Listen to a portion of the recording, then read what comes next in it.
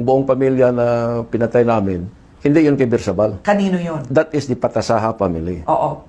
Buong pamilya, nandun ka. Yes. Inutos rin ba yun ni Pangulong Duterte? Yes. Narinig mo, nakita mo, o sinabi lang sa'yo? Hindi, personal, kasi ganito ang nangyari dyan. The surname of Patasaha. Surname yung tao na subject namin. Na operitan itong tao na ito, Si Patasaha. si Patasaha, i-abduct namin ito sa Jinsan, dalhin sa Davao kay Mayor Rudy. At tapos? Yun, nag-operate kami doon, nakuha namin, kaya lang dito, nung naharang namin yung kanyang sasakyan, pero on board doon ang kanyang buong pamilya. Yung kanyang misis na buntis, yung kanyang anak na lalaki, na believed to be 4 or 5-year-old. So, pinatay nyo ang buong pamilya? The short of the story is, pinatay namin ang buong pamilya nung pagbalik namin doon sa quarry. Oo. Kasi pumunta pa si... Ilan sila? Ilan yung pamilya? Yung doon sa loob ng bahay is 4. Yung sinasabi ko, Mr. Patasaha, yung Misis kanyang niya. father-in-law, yung kanyang katulong na lalaki, at saka yung housemaid. Okay. Yung misis niya, nandoon sa labas ng bahay, may nipahat doon. Doon kaharap ko kasi nandoon yung bata. So yun ang nawitnessan ko ng pagpatay sa misis niya, yung hinatak siya ng kasamahan ko si SPO4 Binlaod kasi narinig niya yung mga putok ng baril, yung mga suppress gun balls. So, tama ba to, Arthur, to say sila ang bumaril, pero nandun ka Nandoon ako sa team? sa team. Ang pagkatapos na nawitnessan ko personal pagpatay kay Mrs. Patasaha, yung anak niya hindi ko alam kung paano napatay, binaril mo yun ni Ben. Kasi kasama nung nakabulagta yung si Mrs., nandoon na yung bata sa kanyang paahan. Yeah.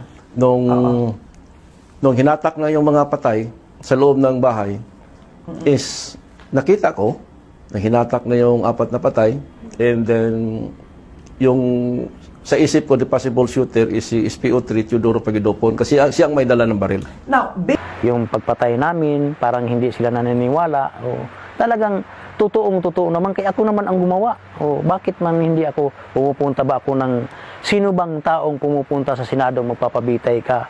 Yung iba nga nakakasagasa, tumatago. Ako pa ang dami ang pinatay. O, kasi yung buhay ko, binigay ko na sa Diyos. Ang isasabi ko lang, talagang totoo yung ginawa namin. Oo. Kung ano man ang hantungan, kung bitayin man ako, okay sa akin, wala akong total. So bakit ka lumabas?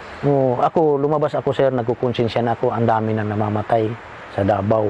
Sa Davao lang ang dami na namamatay, nga walang hustisya, yung kasali niya yung mga inosente.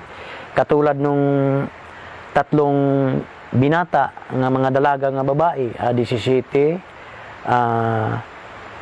18, 20, ata yung mga edad niya, kinuha namin sa Barangay Obrero, sa apartment, na sabi ng pulis kasamahan ko nga drug pusher daw.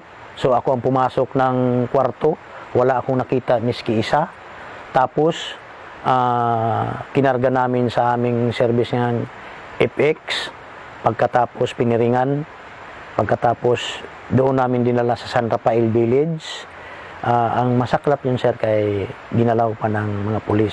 Wala naman akong magawa, kaya siyempre civilian man lang ako. Sabi ko, hindi naman ako makasabi nga huwag niyong gawin yan. Ikaw, hindi ka... Hindi, doon na lang ako sa likod, kita na lang ako, parang umiiyak ako kasi hindi ko kaya pumapatay ng babae. Hindi ko kaya. May kapatid ako, may mama ako, may mga pinsan ako, hindi ko yan. Kung lalaki, kayang-kaya ko, pero sa babae, hindi. Hindi may isang babae dun sa mga Nograles. Oo, pero hindi man ako pumatay, sir. Si Medina man. Si Medina. Kaya dalawa man kami sa bangka. Ako ang nagbubugsay, siya ang taga-saksak. Tapos linagyan na namin sa nila Arthur ng mga hollow block. So kakarga namin sa laod, tapos itatapon na. Sinaksak, tapos tinapon namin. So si Nanay Suling, doon napadpad sa Davao del Sur. Yung isa naman, doon sa beach ni Antalan mismo, Roger Antalan. Sa Barangay Panggubatan, Kaputian District. Island Garden City of Samal.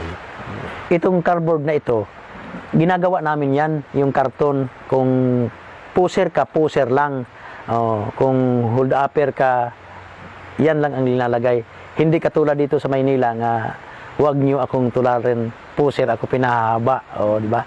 Pero isa lang yan, pareho lang yan. Pero sa amin, ginagawa na yan nandito sa likod ng pulis, tapos pag nabaril mo, pinalagay yan, tapos binalagyan ng 38, pinapaputok para magka-powder bone nga lumaban. Imposible naman kung lumaban, hindi ka tatamaan. Kasi ang pulis talaga sa Davao, may pamplanted yan. Hindi yan lumalakad na iisa lang ang baril. Pag makakita yan ng tao nga gusto niyang papatayin, may baril yan nga 38. Mura man lang sa Davao ang 38. Magkano lang? 1.5 yung isa. 1.5 lang. Oo. Yan talagang